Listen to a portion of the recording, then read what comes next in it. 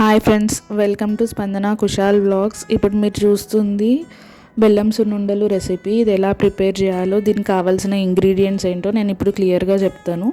Video skip కాకుండా మొత్తం చూడండి. సో ఇప్పుడు నేను ఒక బాండ్లీ పెట్టుకున్నాను. అది కొంచెం వేడైన తర్వాత అందులో 2 cups ఆఫ్ ఊరద్ దాల్ వేయాలి. అంటే గుండ్ల మినపప్పు వేయాలి అన్నమాట.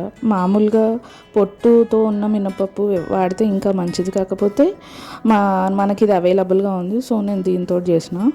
సో 2 cups ఆఫ్ ఇది మినపప్పు తీసుకుంటే 2 cups ఆఫ్ బెల్లం కూడా తీసుకోవాలి. సో నేను 1.5 cup మినపప్పు తీసుకున్నాను.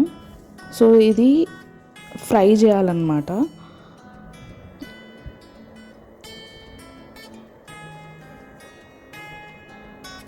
ఫ్రై అయ్యేటప్పుడు ఒక 1 teaspoon ఆఫ్ నెయ్యి వేయాలి. నెయ్యి వేసి ఫ్రై చేస్తే మనకి మంచి అరోమా వస్తుంది. ఎట్ ద సేమ్ టైం మంచిగా మాడకుండా వేగుతుంది అన్నమాట.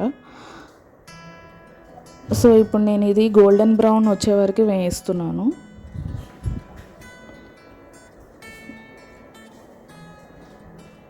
టేబుల్ స్పూన్ ఆఫ్ గీ వేయాలని చెప్పాను కదా, నేను 1 టేబుల్ స్పూన్ కూడా అవసరం లేదు, ఒక 1/2 tablespoon గీ వేసి వేయించాలన్నమాట.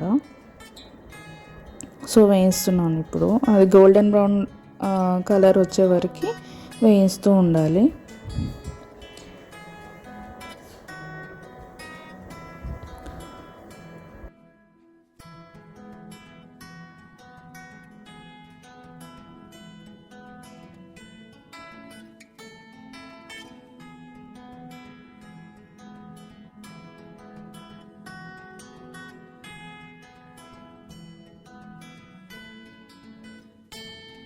కొన్ని 2-3 యాలకులు కూడా వేస్తున్నాను.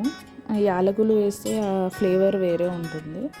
సో కంపల్సరీ మీరు, ఇది ఒక చిన్న టిప్ అనమాట, వేయించేటప్పుడే యాలకులు అలా వేయిస్తూ ఉంటే దాంతోపాటు వేస్తే మంచిగా వస్తుంది. ఇప్పుడు నేను చెప్పినట్టు ఒక 1.5 cup బెల్లం తీసుకున్నాను.